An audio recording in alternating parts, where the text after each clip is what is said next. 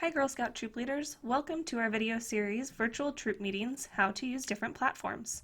In this video we will discuss how to use Zoom. With a free Zoom account you can have up to 100 people in your meeting and your meetings can be up to 40 minutes long. There are also paid options for Zoom, but we recommend using the free option.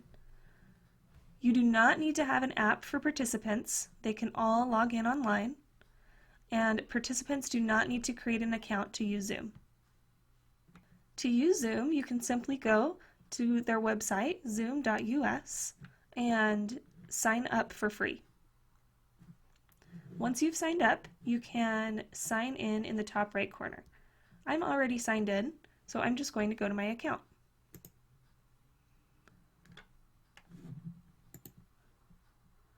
When you've entered your account, click on Meetings on the left side of the screen and choose Schedule a New Meeting.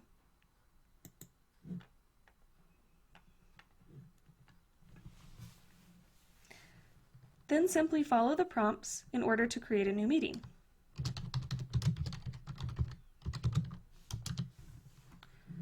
You can enter a description if you want to, but it's not required. And then you can set the date and time for the meeting.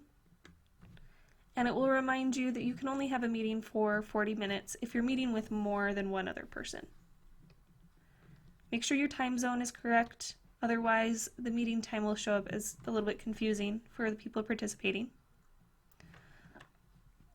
Always generate a new meeting ID. Don't use your personal meeting space. This allows a little bit added security for your troop meetings. And then also use a password. If girls have the link for the meeting, they don't actually have to enter a password, but this keeps people from jumping in who don't have a link. If you turn the host and participant video off, that just means that when people enter the meeting, their video won't automatically turn on, so we suggest having those off. And then we like to leave audio options as both, as well as keeping participants muted when they enter.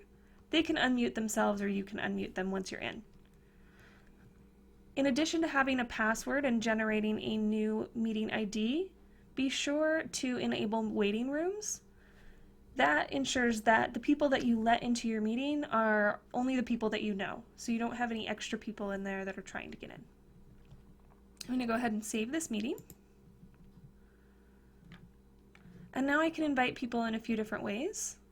I can click on calendars and open a calendar invitation, but my favorite way is to just copy the URL here and send it to those who I want to join the meeting. Never put the link of your video up on a public website like Facebook.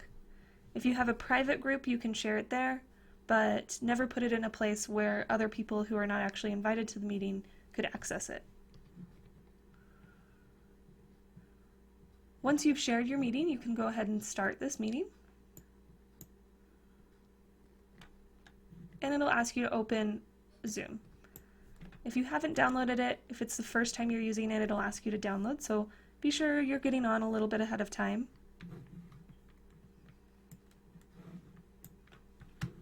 And then you'll see this screen, as well as a screen to allow you to join with your computer audio.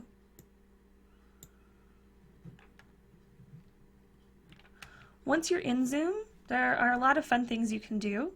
The mute button is down on the left, so you can click that to mute yourself or unmute yourself. I'm currently unmuted.